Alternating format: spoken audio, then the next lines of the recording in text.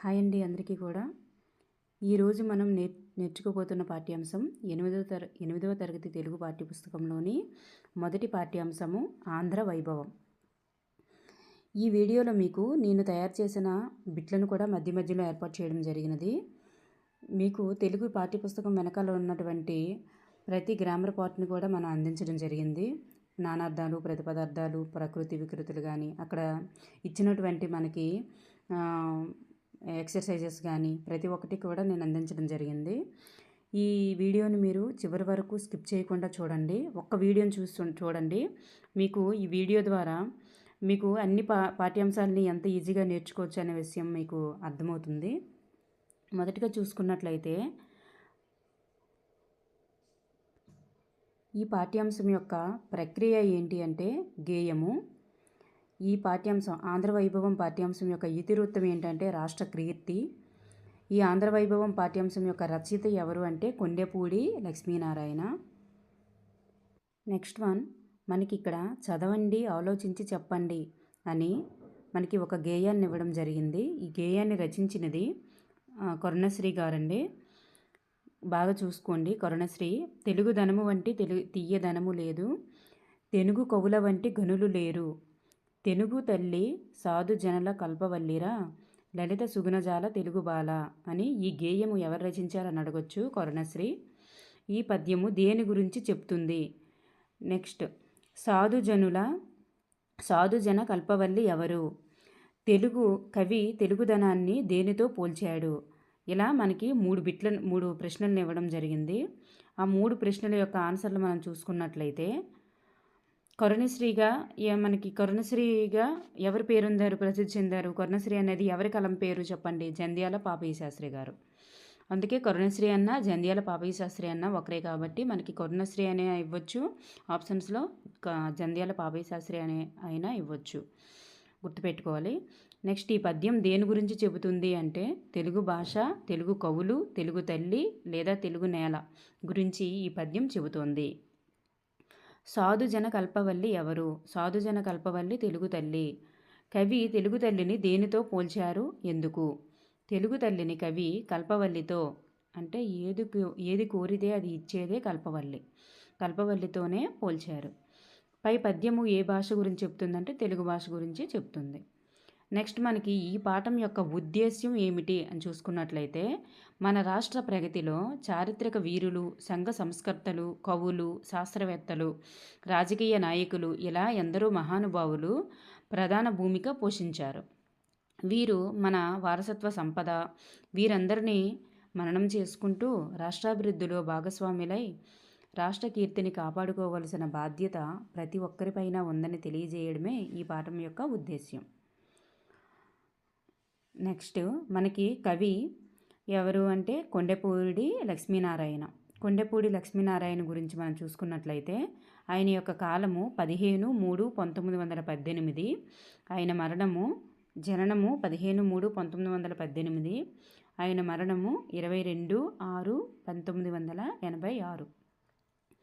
ఆయన జన్మస్థలం గురించి చూసుకున్నట్లయితే పశ్చిమ గోదావరి జిల్లాలోని బొందాడ గ్రామము. ఆయన రచనలు ఏంటంటే ఆయన రచనలు గేయ సంపుటిని ఒకటి దాన్ని రచించారు. రెండు గేయ సంపుట్లు మనకి ఇచ్చారు. ఒకటి ఏంటంటే స్మృతులు గేయాలు అనేది గేయ సంపుటి. నెక్స్ట్ 2 పాడరా ఓ తెలుగువాడా అనేది గేయ సంపుటి. మనకి ఒకటి ఇస్తారు, ఇచ్చి అది గేయ సంపుట, కథా సంపుట, వ్యాస సంపుట అలా అడగొచ్చు. కాబట్టి ఇది గేయ సంపుట్లు 2 కూడా, స్మృతులు గేయాలు, పాడరా ఓ తెలుగువాడా. నెక్స్ట్, ఈయన గురించి ఇతర విశేషాంశాలు చూసుకున్నట్లయితే ఆధునిక కవుల్లో చాలా ప్రసిద్ధులు. నెక్స్ట్, ఈ పాఠ్యాంశం ఎక్కడ నుండి గ్రహించబడినది అని చూసుకున్నట్లయితే ప్రస్తుత పాఠ్యాంశము పాడరా ఓ తెలుగువాడా అనే గేయ సంపుటి నుండి తీసుకొనబడింది. పాడరా వే తెలుగువాడా అనేది ఒక గేయ సంపుటి కదా, దీని నుండి తీసుకొనబడింది అన్నమాట మీ గేయం అనేది, అంటే ఈ పాఠ్యాంశం అనేది ఆంధ్ర వైభవం. నెక్స్ట్, మనకి ప్రక్రియలు కూడా అడుగుతుంటారు కాబట్టి ఇందులో మనకి ఇవ్వబడిన ప్రక్రియ పేరేంటి అంటే గేయము. తెలుగు సాహిత్య ప్రక్రియలో గేయానికి ఒక ప్రత్యేకమైన స్థానం ఉంది. దీనినే గీతం అని కూడా అంటారు. గేయము లయబద్ధంగా పాడడానికి వీలైనది. ఇది మాత్రా ఛందస్సుతో కూడి అలంకార సహితంగా ఉంటుంది. ఇందులో శబ్ద సౌందర్యానికి ప్రాధాన్యం ఉంటుంది. దేశమంటే మట్టి కాదు, చెయ్యెత్తి జేగొట్టు తెలుగోడా, చెయ్యెత్తి జేగొట్టు తెలుగోడా, పదండి ముందుకు పాడబోయి భారతీయుడా వంటి వేల వేల గేయాలు తెలుగు భాషలో ప్రసిద్ధి చెందాయి. అంటే ఇలాంటి గేయాలన్నింటినీ కూడా కొంతమంది రచించారు కదండి. ఆ గేయం యొక్క ప్రత్యేకత ఇదనమాట. తెలుగు సాహిత్య ప్రక్రియలో గేయానికి ప్రత్యేక స్థానం ఉంది. దీనికి ఇంకో పేరు ఏంటంటే గీతం. గేయం లయబద్ధంగా పాడడానికి వీలైనది, మాత్రా ఛందస్సుతో అలంకార సహితంగా ఉంటుంది. మళ్ళీ శబ్ద సౌందర్యానికి కూడా ప్రాధాన్యత ఉంటుంది. నెక్స్ట్ మనకి ఫస్ట్ పాఠంలోనికి వెళ్ళిపోతున్నాం. ఇప్పుడు మనకు ఒక పద్యాన్ని ఫస్ట్ది ఒక గేయం ఇచ్చారు కదా. అందులో ఫస్ట్ గేయం చూసుకున్నట్లయితే, గేయం అంతట్లో ఫస్ట్ పార్ట్ చూసుకున్నట్లయితే, పాడరా ఓ తెలుగువాడా, పాడరా ఓ కలిమిరేడా అని ఒక గేయాన్ని ఇవ్వడం జరిగింది కదండి. ఈ గేయం యొక్క భావాన్ని చూసుకున్నట్లయితే, ఓ తెలుగువాడ సంపదలు రేడా, మన ఆంధ్రదేశ వైభవాన్ని మధుర గీతంగా పాడుకోవాలి, తరతరాల నుండి పవిత్ర జలాలనిచ్చే గౌతమి నది, కోహినూరు వజ్రాన్ని తన కురులలో నింపుకొని సొంపుగా ప్రవహించిన కృష్ణానది, తన ప్రవాహ శోభచే రాయలసీమను రత్నాల సీమగా మార్చిన తుంగభద్రా నది, తెలుగు జాతికి సుఖాలను అందించిన విధానాలను గొప్పగా పాడుకోవాలి.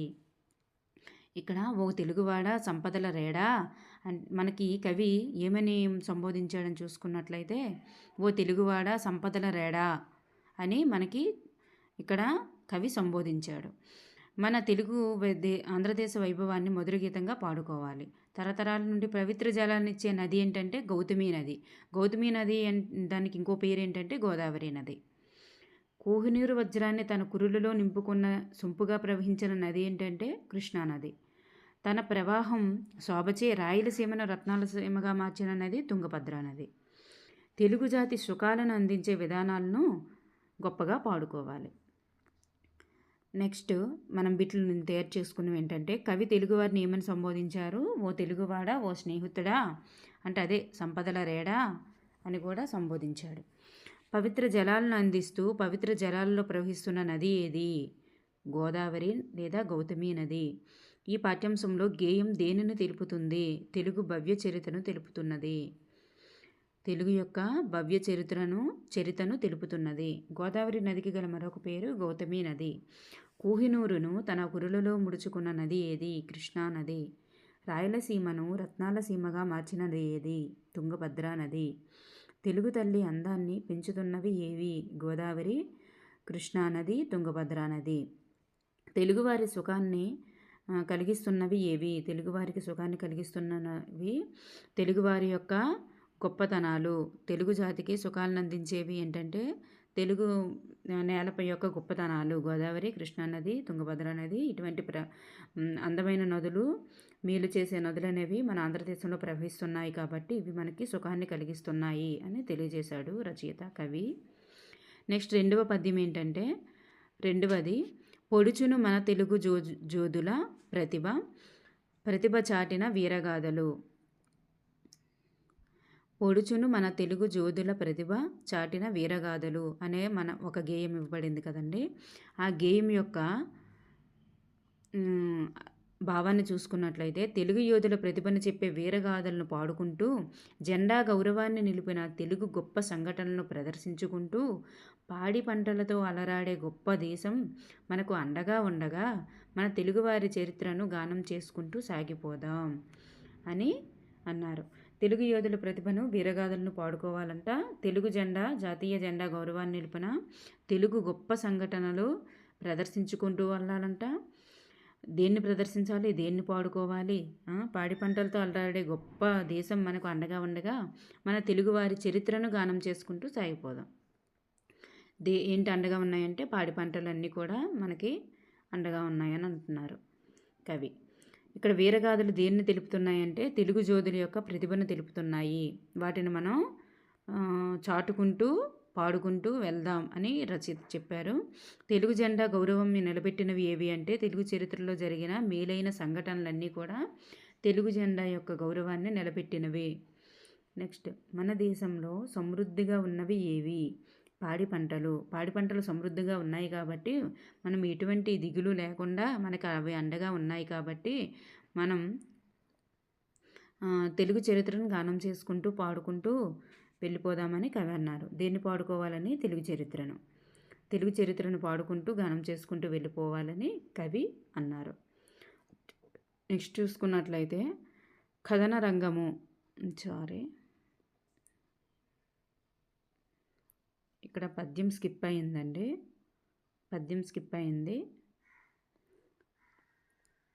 ఇక్కడ పద్యంలో సాటి లేని యుద్ధ నైపుణ్యంతో ప్రకాశించిన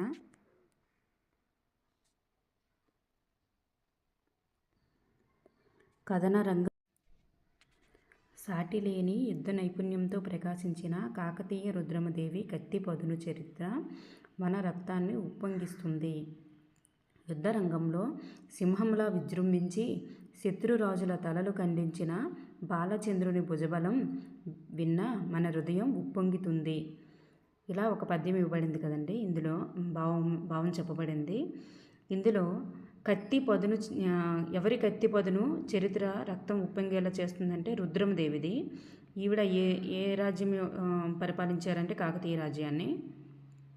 యుద్ధరంగంలో సింహంలా విజృంభించి తలలు ఖండించినటువంటి భుజబలం కలవాలి ఎవరంటే బాలచంద్రుడు.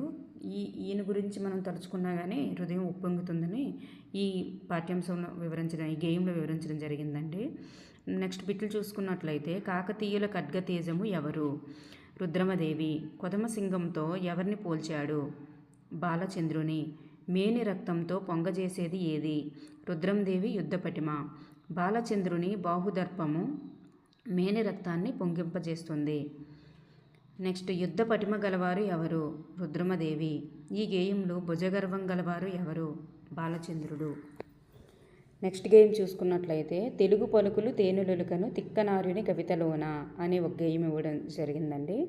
ఈ గేయం యొక్క భావం చూసుకున్నట్లయితే తియ్యని కవితలతో అలరించిన తిక్కనను గానామృతాన్ని ఒలిగించిన త్యాగయ్యను, తెలుగు తల్లికి సొగసలద్దిన హంపి శిల్పమును, భరతనాట్య భంగిమ తొనికిసలాడిన తెలుగు వైభవాన్ని గురించి గొప్పగా పాడుకుందాం అన్నారు.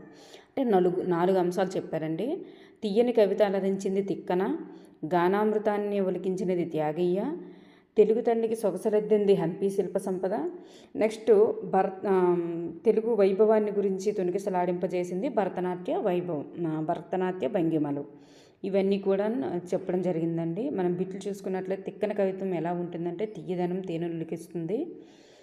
నెక్స్ట్, రాళ్ళను కరిగించగల సంగీతం ఎవరి కృతుల్లో కలదు అంటే త్యాగయ్య కృతుల్లో కలదు. తెలుగు తల్లికి సొగసులు సమకూర్చే శిల్ప సంపద ఎక్కడ కలదు అంటే హంపీలో కలదు. తెలుగు పరువం ఎందులో ఇనుమడించింది అంటే భరతనాట్యపు ముద్రలలో ఇనుమడించింది.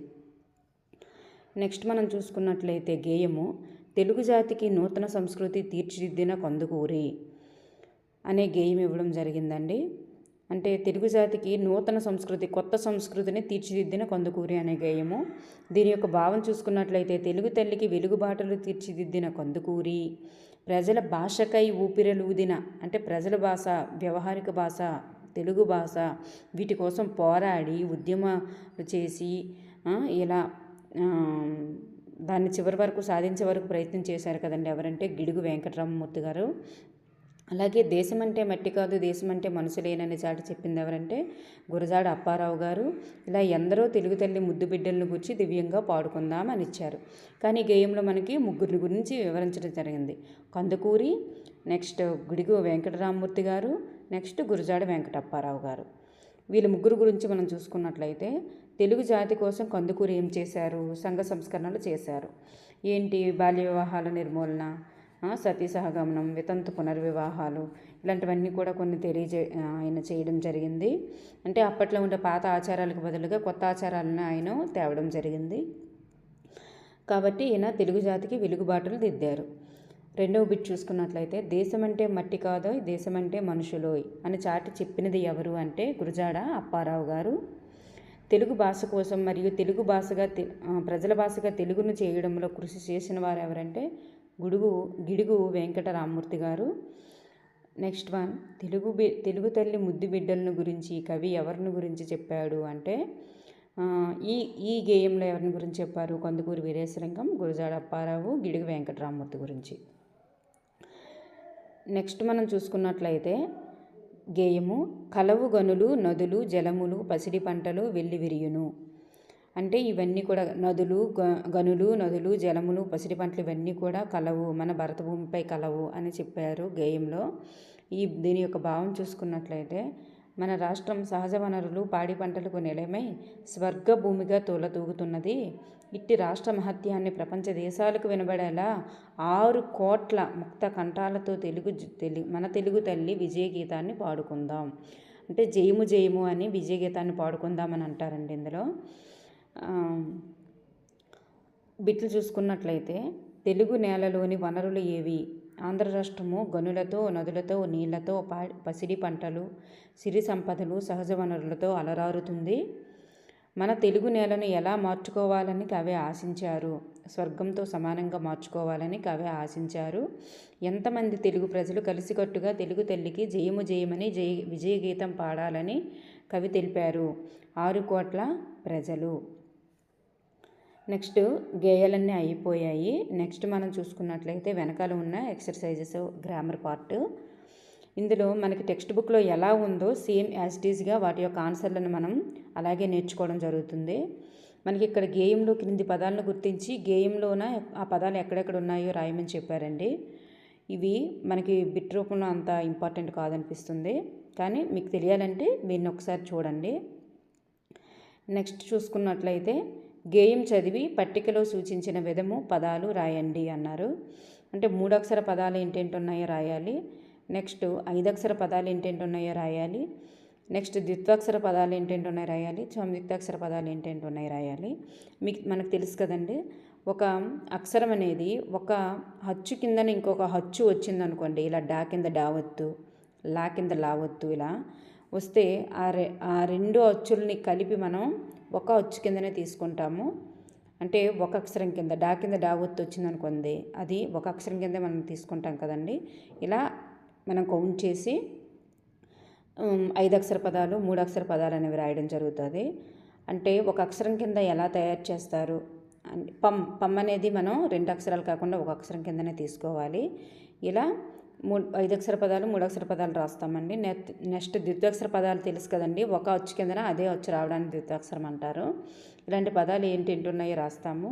నెక్స్ట్ సంయుక్తాక్షర పదాలంటే ఒక హల్లు కిందన వేరే హల్లు వచ్చి చేరడాన్ని సంయుక్తాక్షరం అంటాం. కాబట్టి ఇక్కడ లా కింద పా ఒత్తు వచ్చింది. లా అనేది ఒక రకమైన హల్లు, లా కింద లా కాకుండా పా వచ్చి చేరింది కాబట్టి ఇది సంయుక్తాక్షరం అండి. ఇలా కా కింద తా ఒత్తు, ఇలా సంయుక్తాక్షరాలు అనేవి రాయాలి. మనం ఇక్కడికి తీసుకున్నాం. నెక్స్ట్ గేయం ఆధారంగా కింది పట్టికను పూరించండి అన్నారు. మీద ఒక గేయం ఇచ్చారు, కింద పట్టికను పూరించమన్నాడు. అంటే అదే మనకి ఇచ్చిన గేయంలో అందులో నదుల పేర్లు కృష్ణానది, గోదావరి, తుంగభద్ర, గౌతమి ఇచ్చారు. వ్యక్తుల పేర్లు మనకి రుద్రమదేవి, బాలచంద్రుడు, తిక్కన, త్యాగస్వామి అనేవాళ్ళు వచ్చారు. వస్తువులు ఏంటేంటి వచ్చాయంటే కోహినూరు, రతనాల, జెండా, ఖడ్గం అనేది వచ్చింది. ప్రాసపదాలు ఏంటేంటి వచ్చాయంటే తెలుగువాడ, కలిమిరేడ, సొగసు గూర్చను, సుఖము గూర్చను, గిడుగు, పిడుగు, తెలుగు, వెలుగు అనే ప్రాసపదాలు అనేవి రావడం జరిగిందండి. నెక్స్ట్ పాఠం ఆధారంగా ఉండే ప్రాసపదాలు రాయండి అంటే పంట, వంట, గంట, జంట, పంట, గుంట. నెక్స్ట్ వన్ జలము, బలము, కలము, పొలము, హలము. నెక్స్ట్ వన్ తెలుగు, వెలుగు, తెనుగు, కలుగు, పులుగు. నెక్స్ట్ వన్ గిడుగు, పిడుగు, గొడుగు, తొడుగు, అడుగు. నెక్స్ట్ వన్ అయిపోయండి. మనం చూసుకున్నట్లయితే కింద మనకి వ్యక్తుల పేర్లు ఇచ్చారు. వ్యక్తుల పేర్లు ఇచ్చి వాళ్ళ యొక్క గురించి మనకి ఒక వాక్యం రాయమని చెప్పారు.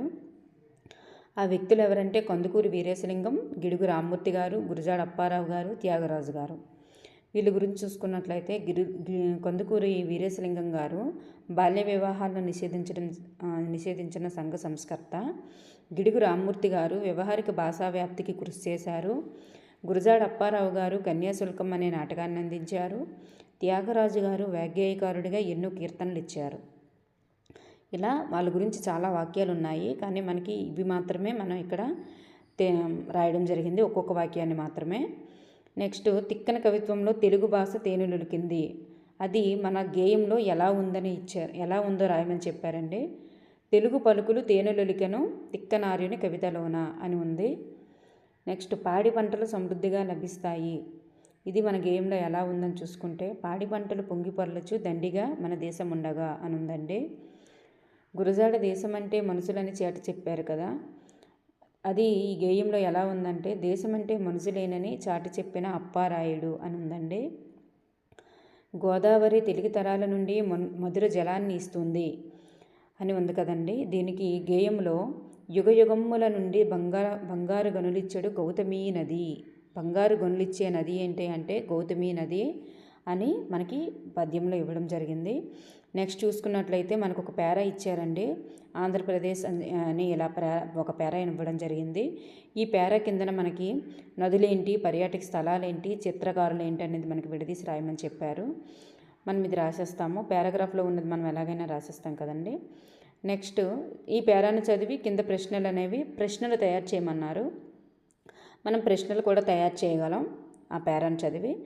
చూసుకున్నట్లయితే మనం మామూలుగా కొన్ని ప్రశ్నలు చూసుకున్నట్లయితే సంస్కారం పొందిన మనిషి ఆనందపరిచే కళ ఏది, మనిషిని ఆనందపరిచే కళ ఏది. నెక్స్ట్ ఎవరు లేకుండా తెలుగు సాహిత్యాన్ని ఊహించలేం, సాహిత్యం అంటే ఏమిటి, ఆంధ్ర రాష్ట్ర సంస్కృతి వికాసంలో మానవాళికి అద్భుతమైన వారసత్వాన్ని అందించేవి ఏవి, ఇలా ఈ పేరాలో వాగ్గేయకారులు ఎవరు, ఇలా కొన్ని ప్రశ్నలు అనేవి మనం తయారు చేసేయచ్చు.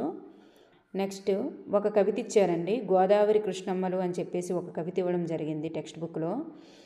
ఈ కవితని ఎవరు రచించారు అంటే కందుకూరి రామభద్రరావు. మనకి ఇలా కూడా అడగొచ్చు,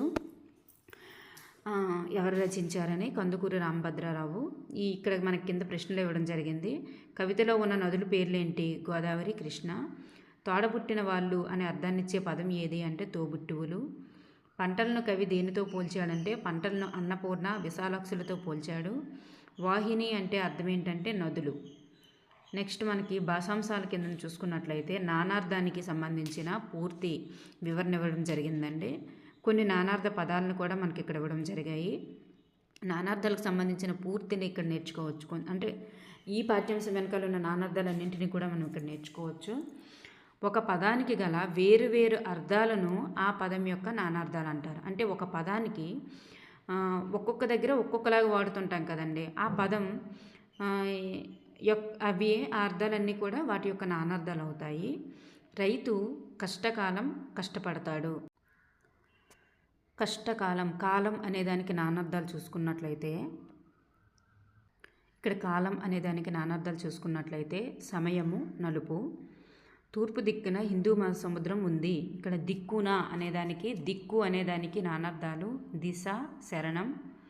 భారతదేశంలో వ్యవసాయం ప్రధానమైన పంట కదండి, వ్యవసాయం అనేదానికి నానార్థాలు కృషి, ప్రయత్నం.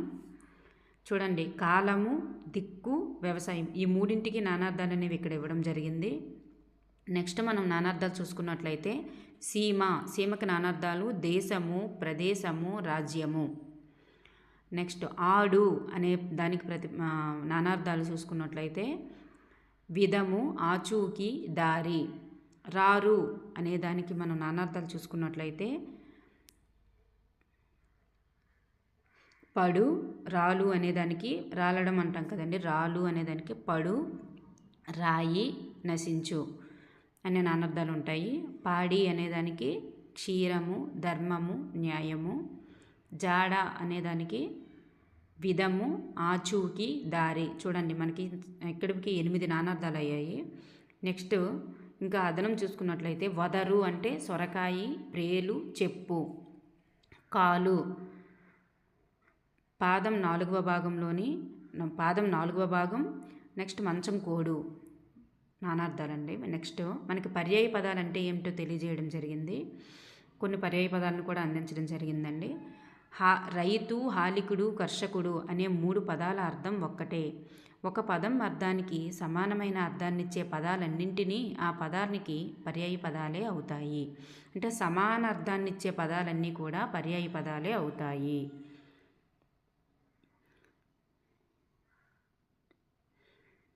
నెక్స్ట్ ఇక్కడ ఒక పారాగ్రాఫ్ ఇవ్వడం జరిగిందండి. ఆ పారాగ్రాఫ్ నుంచి మనకి పర్యాయ పదాలన్నింటినీ మనం తయారు చేసుకోవాలి. రైతు పర్యాయ పదం హాలికుడు, కృషివలుడు, వ్యవసాయదారుడు. నెక్స్ట్ భూమి అవని, నేల, ధరణి, వసుధ, వసుంధర.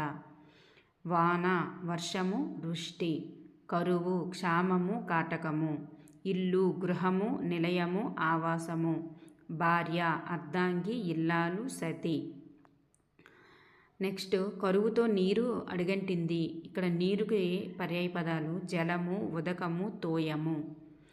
సంవత్సరానికి పర్యాయ పదాలు వర్షం, ఏడాది, వత్సరం. మార్గము పర్యాయ పదాలు దారి, తోవ, బాట, రథము, పదం. నెక్స్ట్ జ్ఞాపకం పర్యాయ పదాలు స్మృతి, గుర్తు. నెక్స్ట్ ప్రకృతి వికృతులు చూసుకున్నట్లయితే ఆశ్చర్యం, అచ్చెరువు. ప్రాంతము, పొంత. ఆహారం, ఓగిరం. నెక్స్ట్ వన్ ఆశ్రయం, ఆసరా. ప్రయాణం, పయనం. స్వతంత్రం, సొంత. ఆధారం, ఆదరువు. కథ. కుమారుడు, కొమరుడు. స్వామి, సామి. ప్రకృతి వికృతులు చూసుకున్నట్లయితే బృంగారము, బంగారము. సింహము, సింగము. భాష, భాష. హృదయము, యద. కవితలు, కైతలు. పుస్తకము, పొత్తము. చంద్రుడు, చంద్రుడు. దీపము, దివ్వె. రత్నము, రతనము. రాజు, రాయలు. విధము, వితము. అంటే కొన్ని అదనంగా కూడా మనం ఇందులో నేర్చుకోవడం జరుగుతుంది. నెక్స్ట్ భాషా క్రీడ అని చెప్పేసి ఇచ్చారు. అంటే పదం మనకి గేయంలో ఎలా ఇవ్వబడింది, ఈ పదం యొక్క అర్థాలు ఇచ్చారు, అది గేయంలో ఎలా ఇవ్వబడింది అనేది మనకి రాయమని చెప్పారండి. ప్రకాశించిన అంటే తేజరిల్లిన. కత్తుల కాంతి అంటే ఖడ్గతేజము. యువ సింహము అంటే కొదమ సింహము. భుజగర్భము అంటే బాహుదర్పము. అందమునిచ్చెను అంటే సొగసునిచ్చెను. తెలియజేసెను చాటి చెప్పెను. కలిసికట్టు ముక్తకంఠము. స్వర్గ సమానము స్వర్గతుల్యము. ప్రవహించు కులికిన లేదా ప్రకాశించిన. యుద్ధంలో నేర్పు యుద్ధ పటిమ. ఇలా ఇవ్వడం జరిగిందండి. నెక్స్ట్ మనకి అత్వసంధి, ఇత్వసంధి, ఉత్వసంధుల గురించి ఇవ్వడం జరిగింది. అత్వసంధి చూసుకున్నట్లయితే తొందర ఎందుకు. రాకి పొల్లక్షరం చివర ఆ కలిసినప్పుడే మనకి రా వచ్చింది. ప్లస్ ఎందుకు అంటే ఇక్కడ అకారం ఉండడం వల్ల మాత్రమే అక్కడ రాగా మారిందనమాట. అంటే అత్తునకు అందులో రాలో ఏముంది, అత్తు ఉంది, అంటే అచ్చు ఉందన్నమాట. అచ్చుకు సంబంధించిన అకారం ఉంది. అత్తునకు సంధి బహుళము అవుతుంది. అత్తునకు సంధి అనేది బహుళంగా అవుతుంది. అత్తు అంటే హ్రస్వమైన అకారం. ఇది పూర్వపదం చివర వచ్చినప్పుడు పరస్వరం స్థానంలో అచ్చు కలిస్తే పరస్వరం అంటే ఇక్కడ చూసారా, తొందర ప్లస్ ఎందుకులో తొందర రాలో మనకి ఇర్రి ప్లస్ రాలో ఆ ఉంది. ఎందుకులో మొదటి అక్షరం ఏలో మనకి ఒక అచ్చు ఉంది కదండి. ఈ అచ్చు కలిస్తే పరస్వరం కూడా అచ్చు కలిస్తేనే సంధి ఏర్పడుతుందట. పరస్వరం కూడా అచ్చు అయి ఉండాలి, ఇది కూడా అకారం అయి ఉండాలి. అకారానికి అచ్చు కలిసినప్పుడు మాత్రమే అత్వసంధి వస్తుందంట. చూడండి, అకారానికి అచ్చు కలిస్తే బహుళము అంటే 4 రకాలుగా జరుగుతుందంట అత్వసంధి. సంధి జరగడం ఒకటి, జరగవచ్చు లేదా జరగకపోవచ్చు, లేదా కొత్త రూపం కూడా ఏర్పడవచ్చు. ఇలా 4 రకాలుగా జరుగుతుందని ఉందండి. దీని గురించి వివరణ మనకి పై క్లాసుల్లో మళ్ళీ మనం నేర్చుకోవచ్చు. కాకపోతే అత్తునకి అచ్చు పరంబైనప్పుడు మాత్రం సంధి బహుళంగా జరుగుతుంది. అత్వసంధి అనేది బహుళము అనేది గుర్తుపెట్టుకోవాలి. నెక్స్ట్ ఇత్తునకు అచ్చు పరమైనప్పుడు ఏమ్యాదులైన ఇత్తునకు సంధి అనేది ఎలా జరుగుతుందంటే వైకల్పికంగా జరుగుతుందంట. వైకల్పికం అంటే ఏంటి, ఇక్కడ ఏమ్యాదులు అంటే ఏంటి, ఏమి, ఏవి, మరి, కి, అది, ఇది, అవి, ఇవి, ఏది, ఇవన్నీ కూడా ఏమ్యాదులు అవుతాయంటండి. ఈ ఏమ్యాదులకి ఇత్తునకు సంధి వైకల్పకం అవుతుంది. ఏమ్యాదులకి ఏమ్యాదుల్లోకి చివర ఈ ఉంది కదండి, ఈకి అచ్చు అచ్చు అచ్చు కలిస్తే ఏం జరుగుతుందండి? అచ్చు కలిసినప్పుడు సంధి అనేది వైకల్పికంగా జరుగుతుంది. అంటే కొన్నిసార్లు జరగవచ్చు, కొన్నిసార్లు జరగకపోవచ్చు అనే స్థానం అనే అర్థం అనమాట. వైకల్పికం అంటే సంధి కొన్నిసార్లు జరుగుతుంది, మరి కొన్నిసార్లు జరగవచ్చు, జరగకపోవచ్చు అనేది వైకల్పికం. నెక్స్ట్ ఉత్వ సంధి చూసుకున్నట్లయితే ఉత్తునకు అచ్చుపరమైనప్పుడు సంధి అవుతుందంట. తప్పనిసరిగా సంధి అవుతుంది. ఉత్తు అంటే మనకు తెలుసు కదండి, అశ్వమైన ఉకారం. మనకి ఫస్ట్ పదం చివర అర్థము ప్లస్ అయింది అని ఉంది కదండి. అర్థము ప్లస్ అయింది. ముకారంలో ఊ ఉందండి. మా ప్లస్ ఊ కలిస్తే ముకారం ము అవుతుంది కాబట్టి ఇందులో ఉకారం ఉంది, అంటే అశ్వమైన ఊ ఉందన్నమాట. ఈ అర్థంలో అశ్వమైన ఊ ఉంది కాబట్టి ఈ ఉకారానికి ఐ అనే అచ్చు కలిసినప్పుడు మనకి సంధి ఏటవుతుంది? ఊ ప్లస్ ఐ ఏమవుతుంది? మై ఐ అవుతుందన్నమాట. ఇలాగా అంటే మనకి రెండవ పదంలోని మొదటి వచ్చే మనకి మళ్ళీ వస్తుందన్నమాట. ఇలా సంధి జరుగుతుంది. మనకేంటి సంధి తప్పనిసరిగా ఉత్తునకు అచ్చుపరమైనప్పుడు ఏమవుతుందండి? సంధి తప్పనిసరిగా జరుగుతుందన్నమాట. అత్తునకి అచ్చుపరమైనప్పుడు హస్వమైన అకారానికి ఏదైనా అచ్చుపరమైతే అత్వసంధి, హస్వమైన ఇకారానికి ఏదైనా అచ్చుపరమైతే ఇత్వసంధి, హస్వమైన ఉకారానికి అచ్చుపరమైతే ఉత్వసంధి. ఉత్వసంధిలో సంధి తప్పనిసరిగా జరుగుతుంది. క్రింది వాక్యాల్లో గీత గీసి చూడండి. మనకు కొన్ని అదనంగా రవ్వంత, రవ్వ ప్లస్ అంత, ఏమడిగినా, ఏమీ ప్లస్ అడిగినా, అతడు ఎవరు, అతడు ప్లస్ ఎవరు. ఫస్ట్ది మనకి అత్వసంధి, రెండవది ఇత్వసంధి, మూడవది ఉత్వసంధి. నెక్స్ట్ ఇక్కడ క్రింది వాక్యాల్లో గీత గీసిన పదాన్ని విడదీసి సంధి పేరు రాయండి అని ఇచ్చారు. ఇక్కడ ఏంటంటే గంగనిచ్చాను, గంగను ప్లస్ ఇచ్చాను ఉత్వసంధి. మనకు తెలుసు కదండి, ఉకారానికి అచ్చుపరమైంది కాబట్టి ఉత్వసంధి. నెక్స్ట్ మనం ఇక్కడ కాదన్నది అని రెండు పదాలకి గీతలు గీసి ఉన్నాయి. మనం ఇక్కడ అనే పదము విడదీస్తే మనము ప్లస్ ఇక్కడ, అక్కడ మకారం పొల్లు ప్లస్ ఉకారం ఉన్నట్లు అందులో. నెక్స్ట్ ముకారానికి ఏది పరమైంది? మొదటి వచ్చేంటి? ఇకారం, ఈ పరమైంది కాబట్టి ముకారానికి అచ్చుపరమైంది కాబట్టి ఇది ఉత్వసంధి. నెక్స్ట్ కాదన్నది చూసుకున్నట్లయితే కాదు ప్లస్ అన్నది దూలో ఇద్దు ప్లస్ ఉకారం ఉందండి.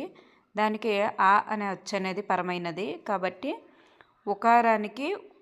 ఉకారానికి అచ్చుపరమైంది కాబట్టి ఇది కూడా ఉత్వసంధి. నెక్స్ట్ దేశం అంటే మనుషులని, ఇందులో కూడా దేశం అంటే దాన్ని విడదీస్తే దేశము ప్లస్ అంటే, ఇందులో కూడా ముకారముకి అచ్చుపరమైంది కాబట్టి ఉత్వసంధి.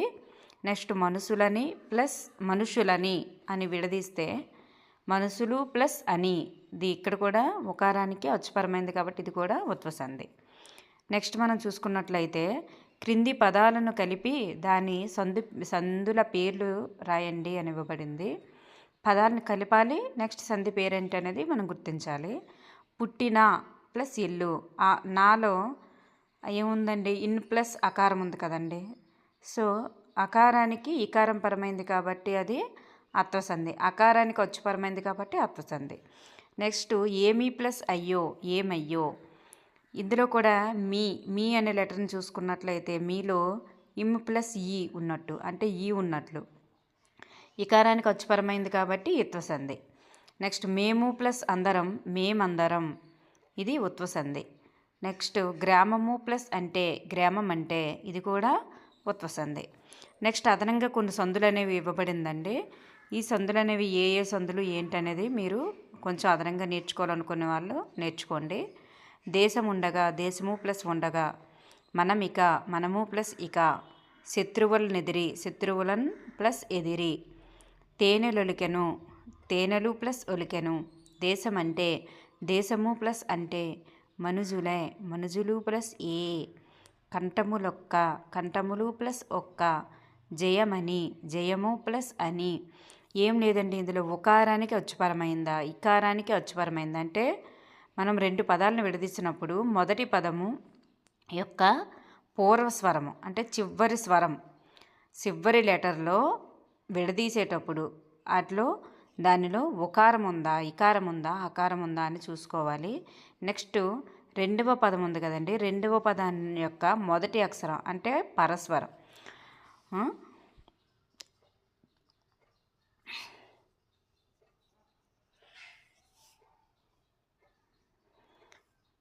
ఏకాదేశమైనప్పుడు ఏంటి వస్తున్నాయి అనేది సందులను మనం గమనించుకొని వెళ్ళాలి.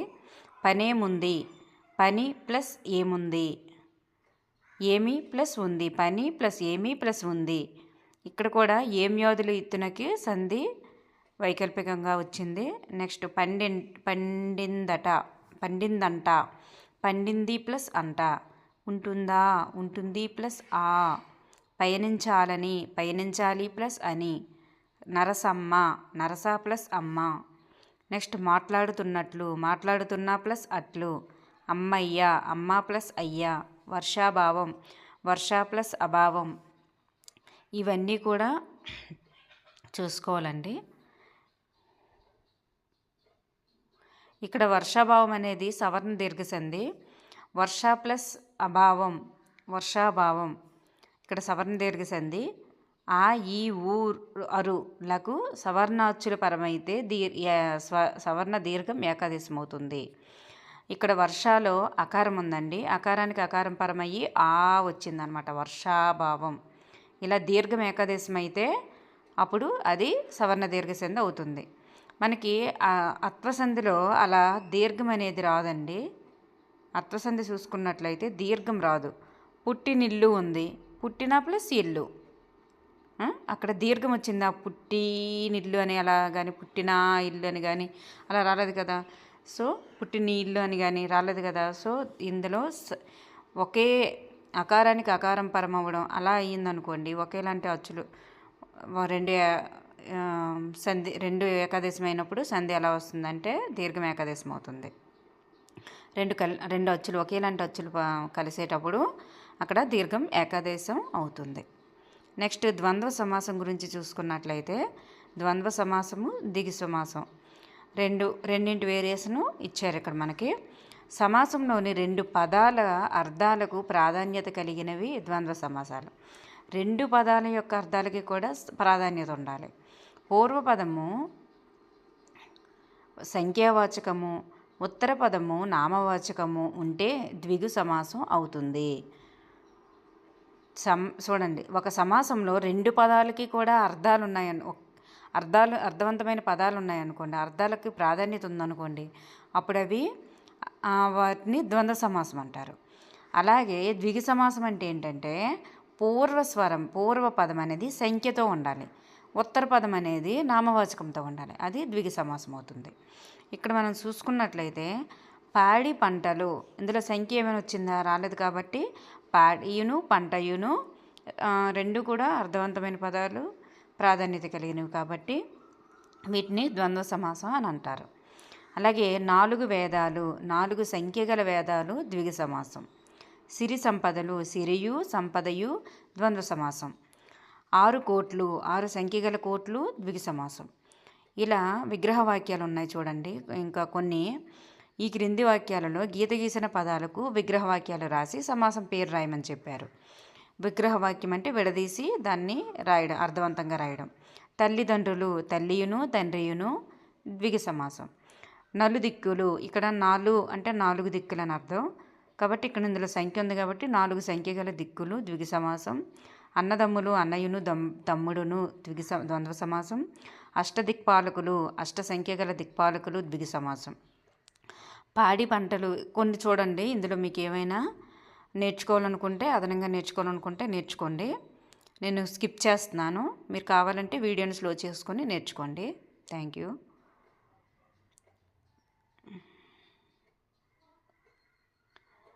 నెక్స్ట్ ప్రత్యయాలు, విభక్తులు. డు, ము, ఊలు.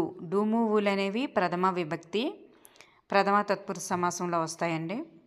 నెక్స్ట్ ఇన్, నున్, లన్, కూర్చి, గురించి. అంటే నీ, ను, లన్, కూర్చి, గురించి అలా వచ్చాయనుకోండి, వాటిని ఏమంటారంటే ద్వితీయ విభక్తి అంటారు. ద్వితీయ తత్పురుష సమాసంలో వస్తాయి. కానీ ఇందులో నన్న అనేది లేదు. మీరు బాగా గమనించాల్సింది ఏంటంటే ద్వితీయ తత్పురుషలో నన్ అనే ప్రత్యయం లేదు. నన్ అనే ప్రత్యయం ఎందులో ఉంటుందంటే సప్తమి తత్పురుష, సప్తమి విభక్తిలో ఉంటుంది. ఇందులో నన్ను లేదు. నిన్ను, నున్ను, లన్ను, కుర్చీ గురించి అని ఉంటుంది. నన్ను ఉండదు. చేతన్ చేన్ తోడంతోన్ తృతీయ విభక్తి. కొరకన్ కై, కొరకున్ ఒకటి, కై ఒకటి చతుర్థి విభక్తి. వలనన్ కంటెన్ పెట్టి పంచమి విభక్తి. కిన్ కున్ యొక్క లోన్ లోపలన్ షష్ఠి విభక్తి. అందున్ నన్ సప్తమి విభక్తి. ఓ ఓయి ఓరి ఓసి సంబోధన ప్రథమ విభక్తి.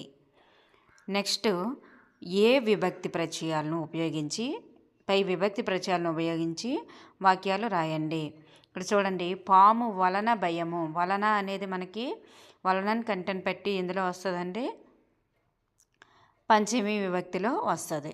నెక్స్ట్ అతడు సాధువు తేలును కాపాడాడు. అతను సాధువు తేలును కాపాడాడు.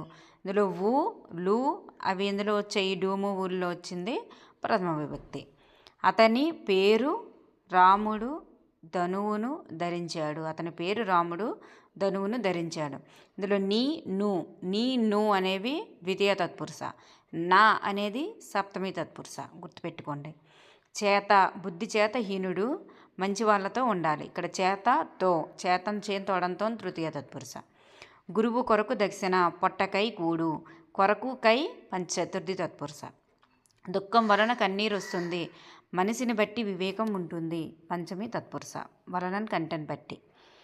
నెక్స్ట్ సీత కంటే గీత గొప్పది, వలన కంటె బట్టి ఏమొస్తాయంటే పంచమి తత్పురుష. సీత యొక్క కూతురు అందరిలో గొప్పది, యొక్కలో ఏమొచ్చింది షష్ఠి. నెక్స్ట్ లోకమునందు వ్యవహారము, మనసున మనసై జీవించాలి. చూడండి ఇక్కడ అందు ఒకటి, నా అందు నన్నేంటి సప్తమి తత్పురుష. చూడండి నా వచ్చిందంటే లన్ కుర్చీ గురించి వచ్చింది కాబట్టి ద్వితీయం అనుకుంటాం మనం. అందులో నీ వస్తుంది, నువ్వు వస్తుంది, లన్ వస్తుంది, కానీ నా అనేది రాదు. బాగా గుర్తుపెట్టుకోండి. నెక్స్ట్ ఈ క్రింది వాక్యాల్లో గీత గీసిన ప్రత్యయాలు ఏ భక్తికి చెందినవో రాయండి, ఏ విభక్తికి చెందినవో రాయండి. నెక్స్ట్ ఇన్ని నా కింద నీ ఒత్తు వచ్చింది కాబట్టి నీ వచ్చింది, అది ద్వితీయ విభక్తి. తో చేతం చేన్ తోడంతో తృతీయ విభక్తి. కొరకు చతుర్థి విభక్తి. ఓయి ఓరి ఓసి ఇవన్నీ కూడా సంబోధన విభక్తి. యొక్క షష్ఠి తత్పురుష. నెక్స్ట్ తెలుగు భాషా దినోత్సవం ఎప్పుడు జరుపుకుంటాం? ఆగస్టు 29వ తేదీని తెలుగు భాషా దినోత్సవంగా మనం జరుపుకుంటాం. గిడుగు రామ్మూర్తి పంతులు గారు యొక్క జన్మదినోత్సవం అన్నది ఆగస్టు 29. ఆయన తెలుగు భాష ఉద్యమం, తెలుగు భాష కోసమై తెలుగు ప్రజల యొక్క భాష కోసం చాలా పోరాటాలు చేసి తెలుగు భాషా ఉద్యమ పితామహుడిగా ఆయన పేరొందారు కాబట్టి ఆయన యొక్క జన్మదినోత్సవాన్ని మనం ఆగస్టు 29న తెలుగు భాషా దినోత్సవంగా జరుపుకుంటాం. నెక్స్ట్ చూసుకున్నట్లయితే కవి వర్ణన తెలుగు భాష. మనకి మేటి పద్యాలను ఇవ్వడం జరిగిందండి, 2 పద్యాలని. అలాగే పొడుపు కథలు అని చెప్పేసి 2 పొడుపు కథలను ఇవ్వడం జరిగింది. ఇవి కూడా కొంచెం ఒకసారి తెలుసుకోవాలి. తేనియు గనీభవించి ముత్తెముల వంటి పలుకులైన విధాన సుస్వాదు సుఖ కలధ్వనుల్ మృదుచ్చారణ లలిత మదన పాకముల చిక్కబడి తెనుగు పలుకులయ్యే. ఇది రాయిప్రోలు సుబ్బారావు రచించినదండి. తేనెయు గనీభవించి, చూడండి తేనెయు గనీభవించి ఈ పద్యం అనేది రాయిప్రోలు సుబ్బారావు గారు రచించారు. దీని భావం చూసుకున్నట్లయితే తేనె గడ్డకట్టి, తీయని తేనె గడ్డకట్టి మృత్యాల్లాంటి పలుకులైనట్లు మృదువైన ఉచ్చారణ సుఖమైన ధ్వని చక్కగా తయారై తెలుగు భాష అయ్యింది. తెలుగు భాష ఎంత రుచిగా ఉంటుంది, అంటే ఎంత మధురంగా ఉంటుంది అని ఈ పద్యంలో రాయిప్రోలు సుబ్బారావు గారు ఎంతో బాగా వర్ణించారండి. తీయని తేనె గడ్డగట్టి ముత్యాలాంటి పలుకులైనట్లు మృదువైన ఉచ్చారణ సుఖమైన ధ్వని చక్కగా తయారై తెలుగు భాష అయ్యిందని చెప్పారు. నెక్స్ట్ జనని సంస్కృతంబు సకల భాషలకును దేశ భాషలందు తెలుగు లెస్స. జగతి తల్లి కంటే సౌభాగ్య సంపద మెచ్చుటాడు బిడ్డ మేలుగాదే. ఇది శ్రీనాథుడు రచించిన పద్యం అండి. దీని యొక్క భావం చూసుకున్నట్లయితే చూసుకోండి, మొదటి వాక్యం కూడా మీరు గుర్తుపెట్టుకోవాలి. జనని సంస్కృతంబు సకల భాషలకును అని. అన్ని భాషలకు తల్లి సంస్కృత భాష. దేశ భాషల్లో తెలుగు అనేది గొప్పది. అన్ని భాషలకు తల్లి ఏంటి అనేది బిట్టండి సంస్కృత భాష. లోకంలో తల్లి వలన వచ్చే కీర్తి కన్నా ఇంటి నుండి పెళ్ళయి వెళ్ళిన అమ్మాయి తెచ్చే కీర్తి గొప్పది కదా. చూడండి ఎంత బాగా చెప్పారో. తెలుగు భాషలకు తల్లి సంస్కృత భాష. దేశ భాషల్లో తెలుగు గొప్పది. లోకంలో తల్లి వలన వచ్చే కీర్తి కన్నా, అంటే సంస్కృతం అనేది తల్లి. తెలుగుకు తల్లి ఎవరంటే సంస్కృతం. తల్లి వలన వచ్చే కీర్తి కన్నా ఇంటి నుండి పెళ్ళయి వెళ్ళిన అమ్మాయి తెచ్చే కీర్తి గొప్పది కదా అని. అంటే సంస్కృత భాష కంటే తెలుగు భాష అనేది మంచి కీర్తి ప్రతిష్టలు తెచ్చింది అని దీని యొక్క భావం. దీన్ని శ్రీనాథుడి గారు రచించారు. నెక్స్ట్ పొడుపు కథలు చూసుకున్నట్లయితే, రాతి పేరే గాని మెత్తగా ఉంటుంది, దంత కర్ర పేరే దంచలేదు, చిక్కి లమ్ములాగు చచ్చిపడుంటుంది, రైలు బండలాగా పాకుతుంది. చూడండి, అది రోకలి బండ గురించి చెప్పబడింది. దీని యొక్క అర్థం, పేరుకి రాయి కానీ రాయిలా గట్టిగా ఉండదు, మెత్తగా ఉంటుంది. కర్రే కానీ దంపుడుకు పనికిరాదు, చెక్కీలంలాగా కదలిక లేకుండా ఉంటుంది, రైలు బండిలా పాకుతూ ఉంటుంది. అది ఏమిటి అంటే రోకలి బండి. సో చూడండి, పొడుపు కథలో ఏముంటుందంటే, పదాలపైన కనిపించే అర్థం అనేది ఉండదు. అర్థం అనేది కనబడే అర్థం కాక తికమక పట్టే మరొక అర్థం అనేది ఉంటుంది. కనబడుతుంది ఒక అర్థంలా అర్థమైనట్లు అనిపిస్తుంది, కానీ మనకి తికమక పెట్టే అర్థం అనేది దాన్ని వివరంగా ఆలోచించి ఇంకో రకంగా ఆలోచించినప్పుడు మాత్రమే దాని యొక్క మరొక అర్థం అనేది మనకి కనిపిస్తుంది అన్నమాట. ఇంకోటి చూసుకున్నట్లయితే, కనులు మూడు గలవు కాదు త్రినేత్రుండు, పక్షిగాడు చెట్టుపై నుండు, జలము దాల్చియుండు, నెలమేగడును గాడు. దీని భావమేమి తిరుమలేసా. దీని భావం ఏంటంటే టెంకాయ అంట. కనులు 3 ఉంటాయంట కానీ త్రినేత్రుడు కాదు. పక్షిగాడు చెట్టుపైన నుండు, పక్షిగాడులాగా చెట్టుపైన ఉంటుందంట. జలము దాల్చునుండు, నలమేగడును కాదు. జలం నీటిని కలిగి ఉంటుంది కానీ నలమేగడు కాదంట. దీని భావమేమి చూసుకోండి. శివుడిలా 3 కళ్ళు ఉంటాయి కానీ ఈ వస్తువుకు 3 కళ్ళే కానీ పరమశివుడు కాదు. పక్షిలా చెట్టు మీద ఉంటుంది కానీ పక్షి కాదు. మేఘంలా నీరు కలిగి ఉంటుంది కానీ మేఘం కాదు. కొబ్బరికాయ 3 రంధ్రాల కళ్ళులా ఉంటాయి. కొబ్బరి చెట్టుని కాస్తుంది, చెట్టు మీద ఉంటుంది కాబట్టి కొబ్బరికాయలో నీళ్ళు ఉంటాయి. ఇదే భావం. నెక్స్ట్ తెలుగు భాషోద్ధారకుడు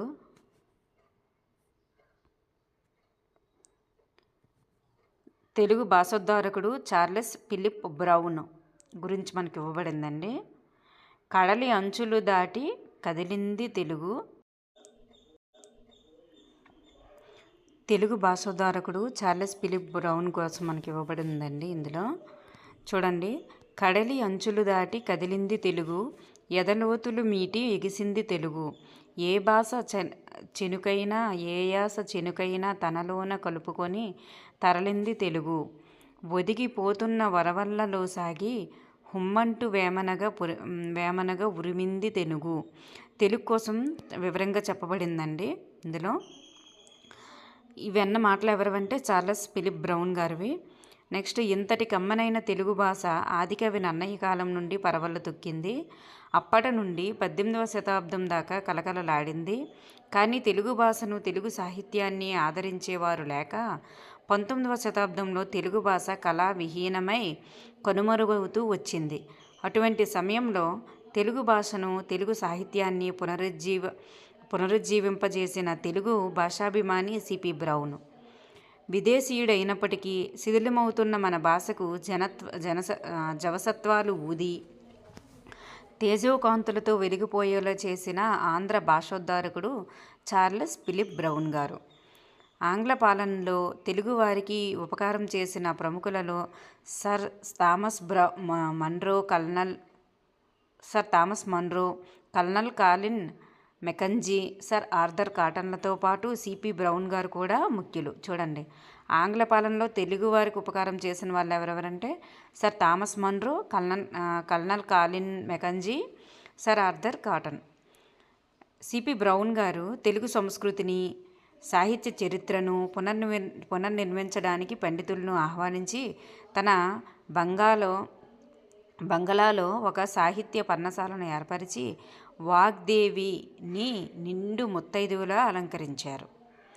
బ్రౌన్ ఉద్యోగరీత్యా తెలుగు నేర్చుకోవడం అవసరమై వెలగపూడి కోదండరామ పంతులు వద్ద, ఎవరి వద్ద అనేది బిట్టండి, కోదండరామ పంతులు వద్ద తెలుగు నేర్చుకున్నారు. 16 నెలల కాలంలో మంచి ప్రావీణ్యం సంపాదించారు. ఎంత సమయంలోనే ఆయన మంచి ప్రావీణ్యం సంపాదించారంటే ఎన్ని నెలలు ఆయన వద్ద నేర్చుకున్నారు? 16 నెలలు. కోదండరామ పంతుల వద్ద సిపి బ్రౌన్ గారు 16 నెలల్లోనే ప్రావీణ్యం సంపాదించారు. తెలుగు ఘనతను గుర్తించాడు. తెలుగు సాహిత్యంలోని మాధుర్యాన్ని, విలువల్ని, చారిత్రక అంశాలను భావితరాలకు అందించడానికి తాళపత్ర గ్రంథాలకు ముద్రణా భాగ్యం కలిగించాలనుకున్నాడు. అందుకోసం ఆ ముద్రిత కావ్యాలను ముద్రించడానికి తన సొంత డబ్బుతోనే పండితులను నియమించాడు. వారి చేత తాళపత్ర గ్రంథాలలో ఉన్న కావ్యాలను పరిశోధింపజేసి శుద్ధ ప్రతులను తయారు చేయించాడు. ఆయన చూపిన చొరవతోనే వేమన శతక పద్యాలు, వసుచరిత్ర, పల్నాటి వీరచరిత్ర, మనుచరిత్ర, కళాపూర్ణోదయం, కైఫియత్తులు, బైబిల్ కథలు మొదలైన గ్రంథాలెన్నో కూడా ప్రచురితమయ్యాయి. చూడండి, ఈయన చొరవతోనే ఈ గ్రంథాలు ఏ గ్రంథాలు? వేమన శతకాలు, వసుచరిత్ర, పల్నాటి వీర చరిత్ర, మనుచరిత్ర, కళాపూర్ణోదయం, కైఫియత్తులు, బైబిల్ కథలు ఇవన్నీ కూడా ఈయన యొక్క చొరవతోనే ప్రచురించబడ్డాయి. వేమన పద్యాలను ఆంగ్లంలోనికి అనువదించారు. వేమన పద్యాన్ని ఆంగ్లంలోకి అనువదించిన వారు ఎవరు అంటే సిపి బ్రౌన్ గారు. ఆయన కృషితో తెలుగు సాహిత్య శోభ ఖండాంతరాలకు వ్యాపించింది. నెక్స్ట్ తెలుగు, ఆంగ్లము తెలుగు, తెలుగు నుంచి ఆంగ్లానికి, ఆంగ్లం నుంచి తెలుగుకి మనం ఏమైనా నేర్చుకోవాలనుకున్నప్పుడు పదాలకు అర్థాలు తెలియలేనప్పుడు నిఘంటువులు చూస్తాం కదా, అలాంటి నిఘంటువుల్ని తెలుగు భాషకు ఆయన అందించిన వజ్ర ఆయుధాలు. ఆ నిఘంటువులు తెలుగు భాషను నేర్చుకోవడానికి, పదాల అర్థాలు తెలుసుకోవడానికి నేటికీ ప్రామాణికమై వెలుగొందుతున్నాయి. తెలుగు ప్రజల భాష నుండి వచ్చే చాటువులు, సామెతలు, కథలు, వ్యాకరణ గ్రంథాలను సేకరించి వాటిని క్రమ పద్ధతిలో రాయించి ప్రజలకు అందుబాటులో తెచ్చాడు. సామాన్యుల సైతం తెలుగు భాషను అవలీలగా నేర్చుకోవడానికి వీలుగా జ్ఞానదీపమై నిలిచాడు. తన జీవితాన్నంతా తెలుగు భాషాభివృద్ధికి, తెలుగు సాహిత్యాన్ని గ్రంథస్థం చేయడానికి ఆయన చేసిన కృషి తెలుగు భాష, తెలుగు జాతి ఉన్నంత వరకు చిరస్మరణీయంగానే ఉంటుంది. ఆయన మధుర స్మృతులు తెలుగువారి గుండెల్లో చెరగని ముద్రను వేస్తూనే ఉంటాయి. చూడండి, ఈయన గురించి చూసుకున్నట్లయితే తెలుగు, ఆంగ్లము తెలుగు నిఘంటువులు రచించారు. ఈయన చొరవతోనే వేమన పద్యాలు, వసుచరిత్ర, పల్నాటి వీర చరిత్ర, మనుచరిత్ర, కళాపూర్ణోదయం, కైఫియత్తులు, బైబిల్ కథలు మొదలైన గ్రంథాలు ప్రచురితమయ్యాయి. నెక్స్ట్ ఈయన వెలగపూడి కోదండరామ పంతుల వద్ద 16 నెలలు ఆయన దగ్గరుండి నేర్చుకొని ప్రావీణ్యం సంపాదించారు. నెక్స్ట్ ఇంకో బిట్ చూసుకున్నట్లయితే సిపి బ్రౌన్ గారు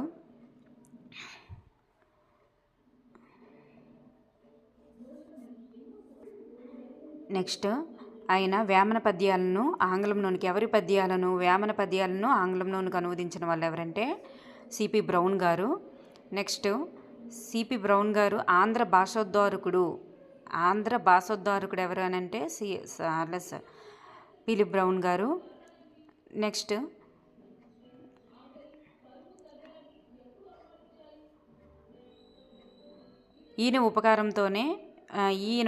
ఈయన తెలుగువారికి ఉపకారం చేసిన ఆంగ్ల పరిపాలనలో తెలుగువారికి ఉపకారం చేసిన వాళ్ళు ఎవరంటే sir Thomas Munro, colonel Colin Mackenzie, sir Arthur కాటన్లు. వీళ్ళందరూ కూడా సిపి బ్రౌన్కి వాళ్ళతో పాటు సిపి బ్రౌన్ కూడా ముఖ్యులన్నమాట. వీళ్ళందరూ చూసుకోండి. సిపి బ్రౌన్ గారు తెలుగు సంస్కృతిని, సాహిత్య చరిత్రను పునర్నిర్మించడానికి ఆయన చాలా కృషి చేశారనమాట. థ్యాంక్ యూ అండి. ఇలా మీకు కొంచెం వివరంగా నేర్చుకోవాలనుకుంటే ఈ వీడియోని ఇంకోసారి చూడండి, ఇంకా కూలంకుషంగా నేర్చుకోండి. థ్యాంక్ యూ అండి ఎవ్రీవన్. నచ్చితే సబ్స్క్రైబ్ చేయండి, లైక్ చేయండి. Thank you.